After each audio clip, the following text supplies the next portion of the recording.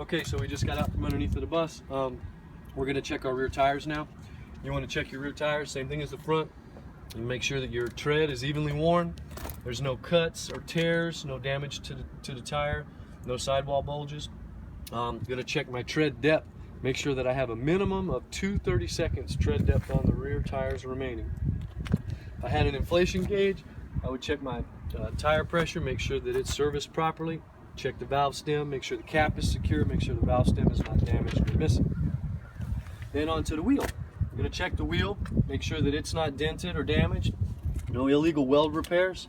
Then onto my lug nuts. They're all there, they're not damaged or distorted, there's no silver thread showing or rust trails which would indicate a loose lug nut.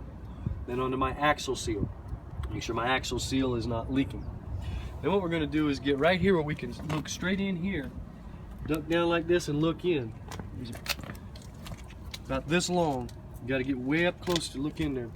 That's going to be the drive shaft. You see it in there? Excuse me. You see what I'm talking about? Mm-hmm. All right. So you're checking the drive shaft. You're checking it to make sure that it is that the couplings are secured, that it's not damaged, and that there's no debris mixed up in it. We're not going to worry about the battery box because it's not on the grade sheet for the test. And check the exhaust system next.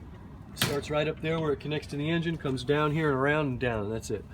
We're checking the exhaust system, make sure that it's all securely mounted, all the couplings are secure, there's no soot trails, or rust trails which would indicate an exhaust leak.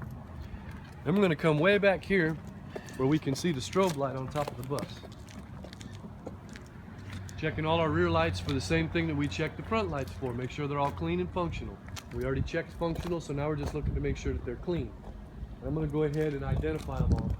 Strobe light, we saw that one on top, that one's okay.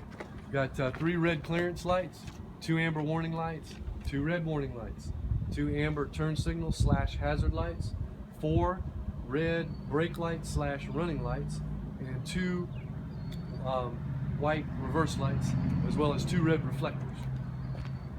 Then, I'm going to open up my engine compartment, let all the dust fall. Alright, I'm going to check my engine compartment. 3 wet, 3 dry, PUDL. That's going to be a water leak before long. It needs to be down here. It's a chafe pad they put on here. Alright, start with my coolant reservoir. Let's check my sight glass, make sure that it's serviced properly.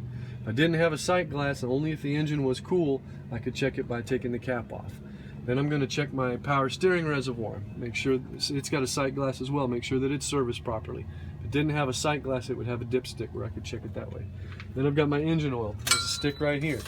Now you can take it out and check it, or you have the option to verbalize it, just like we have the option to verbalize the service brake check where you pull forward at 5 miles an hour.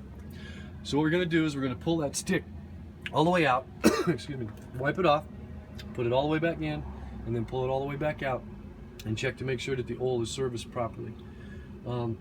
After that, we're going to look at our gear-driven air compressor, which is right here. Make sure that it's securely mounted, make sure that it's not damaged or leaking, and that it appears to be working properly. Excuse me a second.